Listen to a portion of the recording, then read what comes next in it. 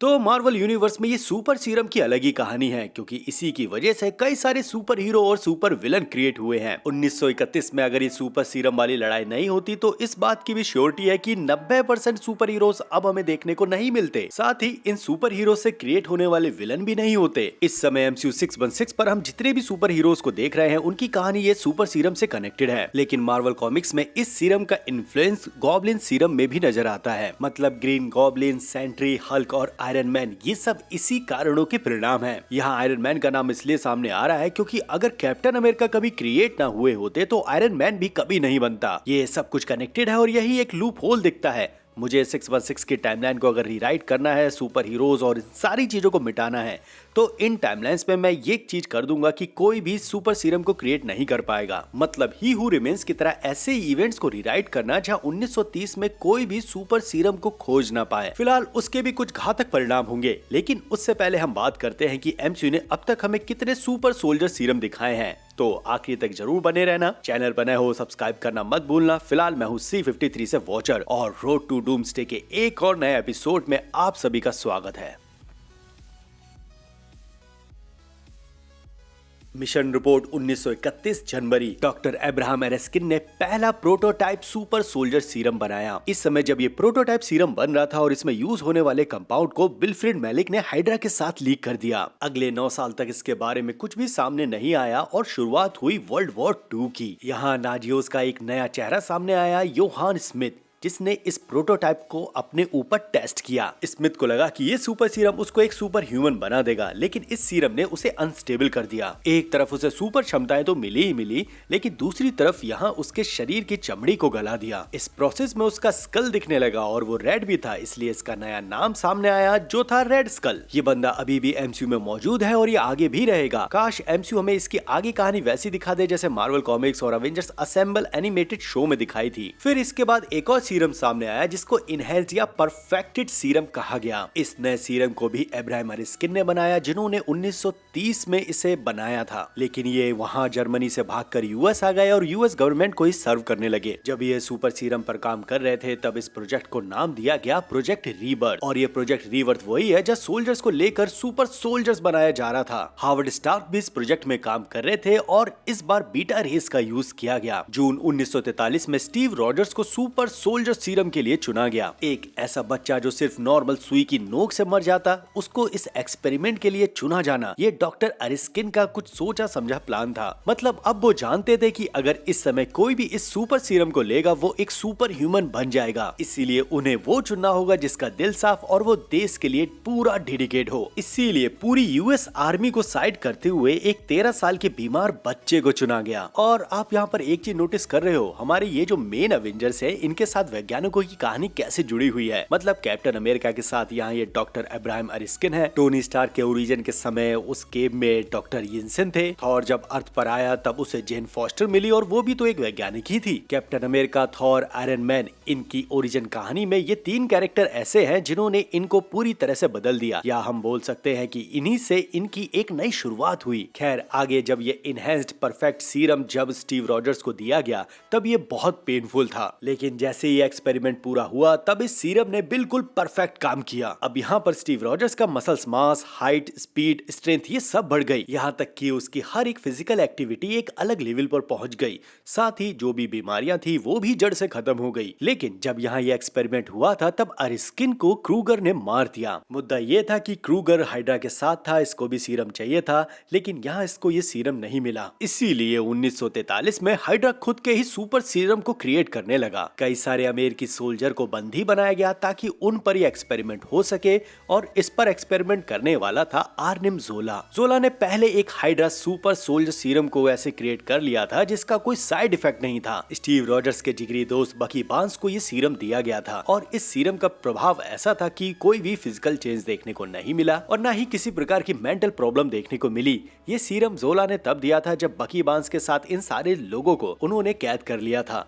और फिर इसके बाद जब बकी ट्रेन से नीचे गिरा वो सिर्फ इसी सीरम की वजह से बच पाया। बस यहाँ पर उसने अपने उल्टे हाथ को खो दिया। लेकिन कहानी कुछ ऐसी बनी कि बकी फिर से हाइड्रा के पास पहुंचा और हाइड्रा ने एक साइबरनेटिक आर्म दिया। हाइड्रा भी आगे लगातार बकी को यूज करना चाहता था, इसलिए माइंड वॉश वाली कहानी बकी के साथ जोड़ी गई और उसे एक जिंदा हत्यारा बना दिया गया। ऐसे बकी बांस एक वेपन बन गया जिसको कहा गया द विंटर सोल्जर। फिर इसके बाद आया यूएस गवर्नमेंट सुपर सीरम। अब तक वर्ल्ड वॉर 2 खत्म हो चुका था। कैप्टन के लिए जो परफेक्ट इनहेंस्ड सुपर सीरम बना था वो भी मिट चुका था। हाइड्रा अपने ही सुपर सीरम पे काम कर रहा था, लेकिन यूएस गवर्नमेंट के पास कोई सुपर सीरम नहीं था, इसलिए वो खुद का ही सुपर सीरम बनाने का फैसला करता है। कई सारे सुपर सीरम बनाए जाते हैं और इनका एक्सपेरिमेंट अफ्रीकन अमेरिकन पर किया जाता है जो उस समय आर्मी को ही सर्व कर रहे थे। खैर, इस एक्सपेरिमेंट में एक के बाद एक की डेथ होने लगी और इनमें सिर्फ एक मात्र बचा रह गया, आइजा ब्रैडली। कोरियन वॉर जो 1950 से 1953 में हुई, तब यहाँ आइजा ब्रैडली को विंटर सोल्जर के सामने खड़ा कर दिया गया था। इस बैटल में ब्रैडली बुरी तरह से जख्मी भी हुए थे, इसलिए उन्हें कैद जैसा कर दिया गया था। मतलब वो गवर्नमेंट के खिलाफ भी हो गए थे कि बिना पूछे उन पर या उनके जैसे लोगों पर ऐसे एक्सपेरिमेंट कैसे किया जा सकता है। किसी ने ब्रैडली की सुनी नहीं और जब ये कैद में थे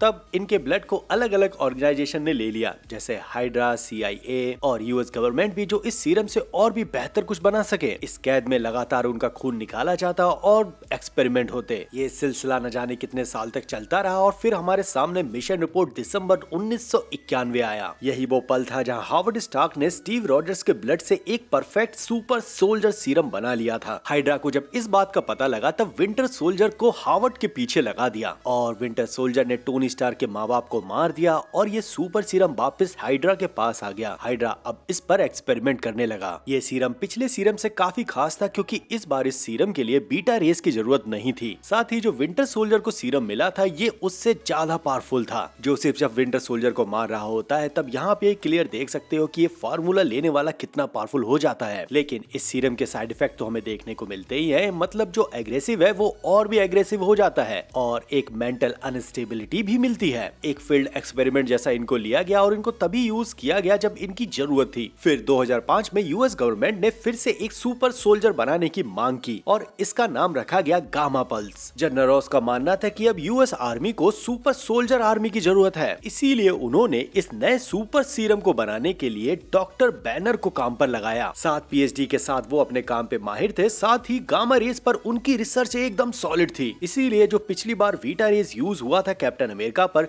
यहाँ वो गामा रेस को यूज करना चाहते थे। उन्होंने अपने पर ही एक्सपेरिमेंट किया, इंजेक्ट किया और गामा रेस को अपने पे छोड़ दिया, लेकिन परिणाम बुरे हुए। वो एक हल्क मॉन्स्टर में बदल गए। पर अच्छी बात यह है कि जितने भी पिछले एक्सपेरिमेंट हुए हैं, ये जो सुपर सोल्जर हरा मिला है, मान लेते हैं एक पल को ऐसा, ये बाकी सबसे बहुत स्ट्रांग था। लेकिन ब्रूस बैनर के इस एक्सपेरिमेंट और गामा रेडिएशन से यहाँ पर दो पर्सनैलिटी अलग हो गई। अब यहाँ पर यूएस गवर्नमेंट ने ही एक मॉन्स्टर को तैयार कर दिया तो इसे रोकना भी था, इसीलिए 2010 में एक और सुपर सीरम सामने आया। जनरल रॉस ने 2010 में ब्लॉन्स्की को एक सुपर सोल्जर सीरम दिया। इसे इंजेक्ट करने का तरीका बहुत ही ज्यादा पेनफुल था, इसलिए इसे कई माध्यम से दिया गया। मतलब टिश्यूज, बोन मैरो, मसल्स, इन्हें अलग अलग दिया गया। सुपर ह्यूमन क्षमताओं के हिसाब से ये चीज एक सफल रही, लेकिन इसके भी तो साइड इफेक्ट थे। फिजिकली और मेंटली इन दोनों चीजों में बहुत गंदे बदलाव देखने को मिले। ब्लॉन्स्की एक रियल मॉन्स्टर जैसा बदल गया जो अब तक किसी सुपर सोल्जर सीरम ने नहीं किया था। वहीं जब यहाँ एक्सपेरिमेंट हो रहा था तब यहाँ पर सैम्यूल भी था। ये सैम्यूल वही द लीडर है जिसको हमने कैप्टन अमेरिका एक बहादुर दुनिया में देखा है और इसी मूवी से इसका ओरिजिन यहीं से ही शुरू हो गया था। फिर इसके बाद सोवियत ने भी एक सुपर सोल्जर सीरम बनाया। कोल्ड वॉर जब 1947 से 1991 में चल रहा था तब सोवियत संघ ने एक और नया सुपर सीरम क्रिएट किया और जिसको दिया गया एलेक्सिया को। ये सोवियत संघ का एकमात्र सुपर सोल्जर था जिसको नाम दिया गया रेड गार्डियन और इसकी ताकत लगभग विंटर सोल्जर के बराबर थी। फिर इसके बाद आया रेप्लिका सीरम जिसको क्रिएट किया था CIA ने। विल्फ्रेड नेगल को ये काम सौंपा गया और जिस ब्लड से काम हो रहा था वो था आइजा ब्रैडली का। इस बार का ये सीरम इतना पावरफुल और इतना कारगर था कि इसे इंजेक्ट करने के बाद आपके अंदर कोई भी शारीरिक बदलाव नहीं होता, ना ही कोई मेंटल स्टेबिलिटी देखने को मिलती और इसे आप वैसे ही अपने आप सेल्फ इंजेक्ट करके लगा सकते हैं। पिछली बार की तरह गामा रेज या बीटा रेज की जरूरत नहीं है और इस तरह से ये 2024 तक लगभग 20 सुपर सीरम बनके तैयार हो गए थे। फैल्कन एंड विंटर सोल्जर में हमें इसकी कहानी पता चली जहां कैरली नाम की एक बंदी ने इसके 7 सीरम को अपने साथियों में बांट दिया था जिनको नाम दिया गया फ्लैग स्मैशर। और जो अगले इसी में जो 11 सीरम थे उसको हेमिड ज़ीमो ने डिस्ट्रॉय कर दिया था और बस इनमें सिर्फ एक ही बच गया था जो मिला सिर्फ यूएस एजेंट को। और फिर जॉन वॉकर ने इसे अपने में इंजेक्ट किया और वो एक नया सुपर सोल्जर बन गया। फिर इसके बाद आया गोल्डन सेंट्री सीरम जो क्रिएट हुआ प्रोजेक्ट सेंट्री से। प्रोजेक्ट सेंट्री का मुद्दा ये था कि एक ऐसे सुपर अल्टीमेट हीरो को क्रिएट करना जिसके सामने कोई खड़ा ना हो सके, मतलब हीरोज के दर्जे में सबसे बेहतरीन चीज को क्रिएट करना। लेकिन ये सीरम इतना स्टेबल था कि जिसने लिया वो सब मारे गए सिवाय बॉब को छोड़कर। इसीलिए इस सीरम ने बॉब को एक गॉड लाइक पावर दी। जितने भी पीछे लोगों को सुपर सीरम से जितनी भी पावर मिली है सिर्फ अकेले सेंट्री उन सबसे भारी है। स्पीड, स्ट्रेंथ और बहुत सारी ऐसी चीजें हैं जो बाकी पिछले लोगों को नहीं मिली। साथ ही सेंट्री उड़ सकता है और लगभग कुछ अमर जैसे लोगों की कैटेगरी में आ जाता है। थंडरबोल्ट्स टीम की आपने सेंट्री वाली पिटाई तो देखी है और यहाँ पर आप देखोगे तो 3 सुपर सोल्जर ऑलरेडी इस टीम में है। रेड गार्डियन, बकी बार्न्स, यूएस एजेंट और इन तीनों के जो भी सुपर सीरम है वो अलग अलग टाइम जोन से आते हैं। मतलब 1930 से लेकर 2024 तक कोई भी ऐसा सुपर सोल्जर नहीं है जो इस सेंट्री के सामने खड़ा हो सके। लेकिन सेंट्री पर भी इसका एक गलत असर हुआ और हमें इसका एक अल्टर ईगो देखने को मिला, वाइड। और ये इतना भयानक था कि उसने पूरे शहर को अपने कब्जे में ले लिया था। सही टाइम पर अगर इसे कोई नहीं रोकता तो शायद ये पूरे अर्थ या पूरे यूनिवर्स को भी कंज्यूम कर सकता था। दूसरी तरफ सेंट्री का हीलिंग फैक्टर भी जबरदस्त है। मतलब जब किल स्विच से मारा जाता है सेंट्री को, बस वो कुछ ही समय में वापस से रिकवर कर जाता है। अब हमने यहाँ पर सीरम की बात तो कर ली, लेकिन एक कैरेक्टर ऐसा भी है जिसने एंटी सीरम को बनाया है। जी हाँ, स्पाइडरमैन नो वे होम में पीटर ने गॉब्लिन के लिए एक एंटी सीरम क्रिएट किया है। ये सीन देखने में कितना अंडररेटेड लगता है। मतलब कुछ ही घंटों में गॉब्लिन को पीटर ने एंटी सीरम से क्योर कर दिया। सोचो अगर पीटर पार्कर को एक मौका मिले, जितने भी ये सुपर सीरम से सुपर हीरो बने हुए हैं या सुपर विलन बने हुए हैं, शायद पीटर पार्कर इन सब के काम डाल सकता है। खैर अभी एमसीयू की तरफ से कुछ गर्म मुद्दा है नहीं, इसलिए आपको ऐसी वीडियो मिल रही है। जल्दी इस चीज पर भी सुधार किया जाएगा और आप नीचे कमेंट बॉक्स में बताओ कि मैं इस चैनल पर और क्या क्या कवर करूं जिससे आपको भी अच्छा लगे। तो सब्सक्राइब करो, यहाँ तक देखा है। फिलहाल ध्यान रखो, मजे लो, लव यू एंड बाय।